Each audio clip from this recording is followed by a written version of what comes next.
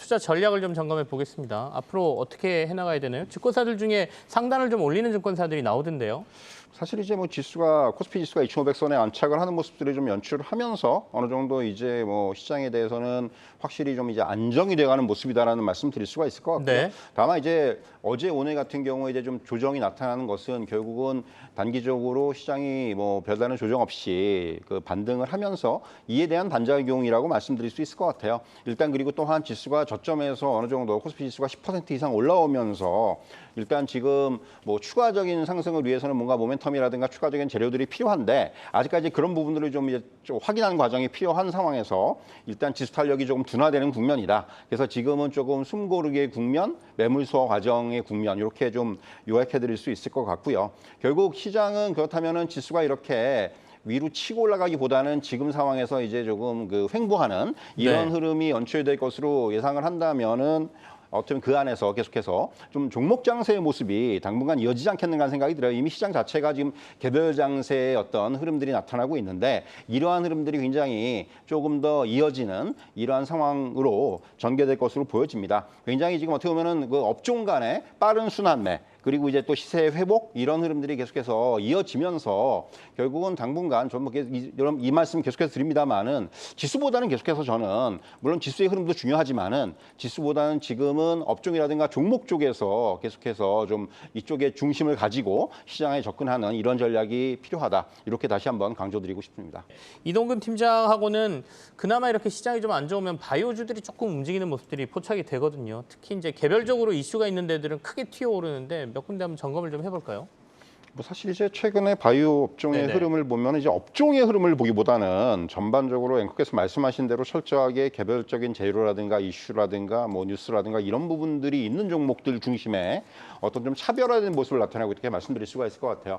네. 일단 뭐 셀트리온 그룹 주도제 같은 경우가 최근에 이제 뭐 실적 이슈라든가 이런 부분 때문에 주가 관찰을 상승한 이후에 지금 좀 조정을 받고 있고요. 아무래도 좀 최근에 좀 많이 좀 상대적으로 튀어나왔던 쪽은 이제 그 우리가 얘기하는 항암제 관련주들이라든가 이런 쪽 박셀바이오를 비롯한 이런 항암제 관련된 그 어떤 임상이라든가 이런 이슈가 있는 종목들이 아무래도 상대적인 강세를 좀 보인 바 있고요. 그리고 이제 엔지캠 같이 오늘 뭐 이제 무증 관련해서 어제 이어서 오늘까지 좀 이슈를 가지고 있는 이러한 종목들 마찬가지로 역시 개별 이슈의 어떤 다른 상승이 나타나고 있다 이렇게 말씀드릴 수가 있을 것 같습니다. 일단 시장 전체적으로 봤을 때 네. 아무래도 이 바이오 업종이 우리나라에서는 좀 성장 업종으로 분류가 되지 않습니까? 그러다 보니까 사실 뉴욕 증시에서 최근에 이제 다시금 그 국채 금리가 좀 상승 흐름으로 접어들면서 상대적으로 미국 증시에서도 기술주 성장주들이 좀 약해요. 그러다 보니까 우리 증시도 지금 어제도 그랬고 오늘도 조금 이제 이런 그 성장 업종으로 분류가 되는 종목들 업종들이 좀 전반적으로 좀 이제 약세를 보이고 있는데 아무래도 바이오 업종도 이제 그런 영향 권 안에서 벗어날 수가 없다. 이런 말씀 드릴 수가 있을 것 같고요. 다만 이제 앞에서 말씀드린 대로 철저하게 지금은 이런 바이오 업종에 대한 어떤 접근은 이런 개별적인 이슈를 가지고 있는 종목들 중심에 물론 이거는 약간 트레이딩 관점에서 접근입니다. 철저하게 그렇게 접근하셔야 될 것 같고요. 다만 이제 뭐 대표주들이 지금 최근에 조정을 받고 있는데 네네. 이런 대표주들이 한 차례 상승을 거쳐서 지금 좀 이제 눌림목이라든가 차익 매물 소화 과정이 나타나고 있다고도 볼 수 있거든요. 그렇기 때문에 이런 대표주들 같은 경우는 다시 한번 저점에서의 매수 기회를 노리는 그런 전략은 충분히 가능하지 않겠는가 이렇게 말씀드릴 수 있을 것 같습니다. 이 신세계가 인수하는 계약에 임박했다는 소식에 현재 VI가 걸렸는데요. 유동성이 줄어들면서 미술품 시장의 인기는 많이 약해졌다고 들었는데 어떻게 보시나요? 테마주로만 보는 게 좋을까요?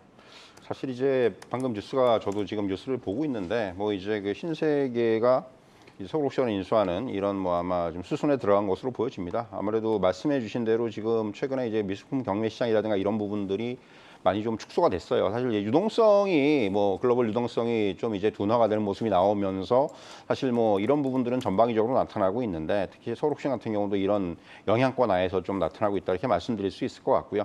결국 이제 신세계가 서울옥션을 인수한다는 이런 뭐 얘기가 나오는 것은 결국 서울옥션을 활용해서 사업 방향을 조금 이제 바꾸겠다는 거죠. 뭐 이제 예술품뿐만이 아니라 뭐 주얼리라든가 이런 쪽 분야까지 좀 진출을 하겠다 이렇게 좀 아마 이제 그 계획을 잡고 있는 것 같아요. 그래서 이제 뭐 고가 예술품에다가 고가 귀금속까지 좀 카테고리를 확장시키는 아마 이러한 전략으로 갈 가능성이 큰데 물론 이제 서울옥션 같은 경우는 이미 그 주얼리 경매를 시작을 했어요. 근데 이제 다만 이제 이것이 아직까지 활성화가 안 되고 있는데 다만 이제 이 부분 갖다가 아마 이제 신세계에서는 조금 더 키울 생각으로 보여지고요.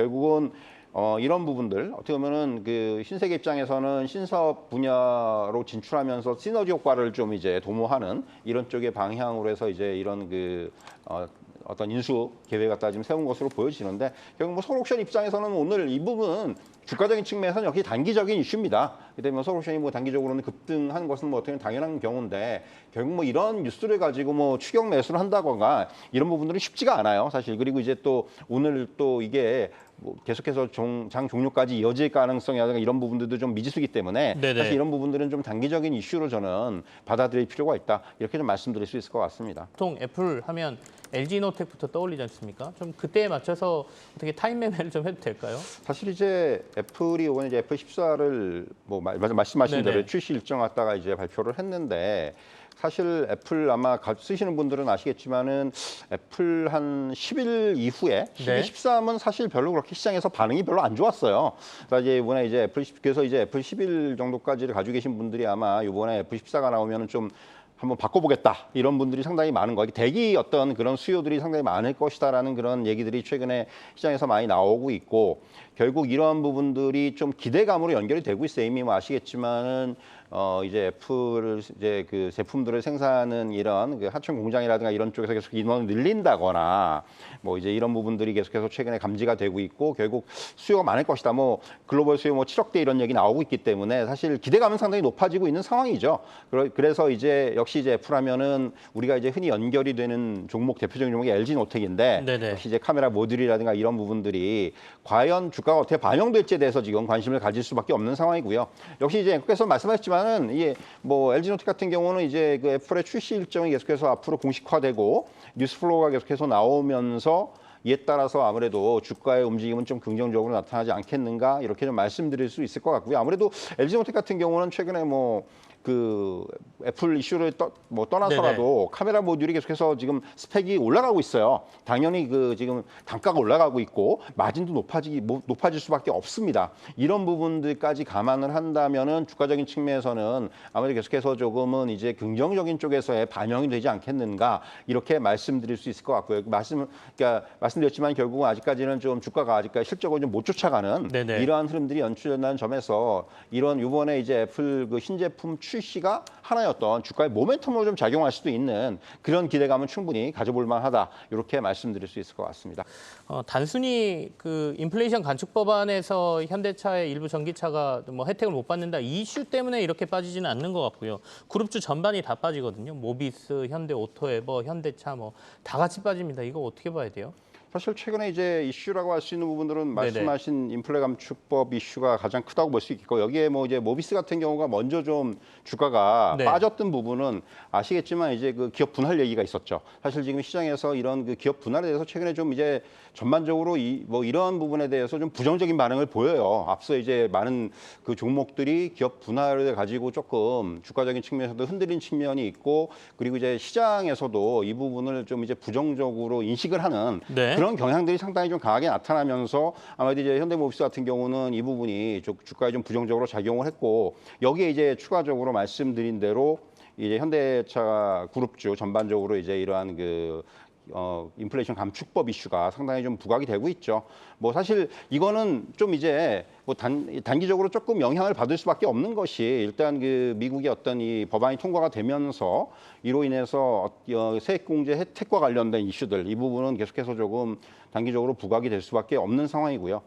결국 어떻게 보면 이제 그래서 네. 배터리 업체와 그냥 이 완성차 업체들의 좀 희비가 엇갈릴 것이라는 얘기도 나오고 있는데 결국 이제 기대해 볼 수 있는 부분은 과거에도 이제 그 미국 같은 경우는 이렇게 뭔가 규제 법안이라든가 이런 걸 내놓은 다음에는 이것에 있어 예외 규정이라든가 네. 또는 이제 이런 부분들을 분명히 뒀어요. 그렇기 때문에 지금 이제 우리나라 사실 이 감축 법안에 걸리는 회사들이 현대 기아차뿐만이 아닙니다. 유럽의 많은 자동차 회사들도 걸리고 뭐 미국 내에서도 미국 업체들도 여기에서 자유롭지 못해요. 그렇기 때문에 그렇다면 일단 이렇게 가이드라인을 정해놨는데 여기서 이제 추가적으로 어떤 예외 규정이라든가 네네. 또는 이제 뭐 이런 부분들 좀 이제 상대적으로 규정을 완화시킨다든가 이런 부분에 대해서 저는 조금 향후에 상황을 좀 이제 진행 상황을 좀 볼 필요가 있다. 이런 말씀 드릴 수가 있을 것 같고요. 이런 단기적으로는 주가가 조금 계속해서 흔들리고 있는데 왜냐하면 주가가 일단 한 차례 좀 오른 상태 상태에서 지금 어떻게 보면은 차익 실현의 빌미가 되는 그런 국면이 될 수가 있거든요. 그렇기 때문에 지금은 일단은 단기적으로 이런 좀 그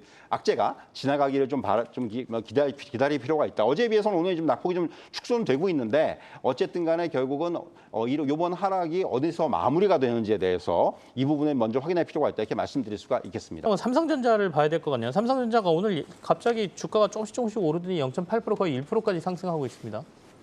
사실 이제 오늘 저는 좀 네. 반도체 관련주들이 좀 약세가 나오지 않겠는가라는 예상을 했었어요. 그러게요. 간밤에 네. 사실 이제 아시겠지만은 이제 그 미국 시장에서 필라델피아 반도체 지수도 좀 낙폭이 좀 크게 나타났었고요. 그래서 사실 조금 저는 우려를 했었는데 예상보다 삼성전자의 흐름들이 상당히 뭐 긍정적으로 좀 나타나고 있다 이렇게 말씀드릴 수가 있겠고요. 무엇보다도 이제 지금 뭐 삼성전자가 오늘 반등세를 지금 다시 보이는 가장 큰 이유는 이제 스마트폰이라든가 이런 그 반도체 관련돼서 이 점유율 관련된 좀 이슈들이 나오면서 이 부분이 호재로 작용하는 것이 아닌가 생각이 들어요.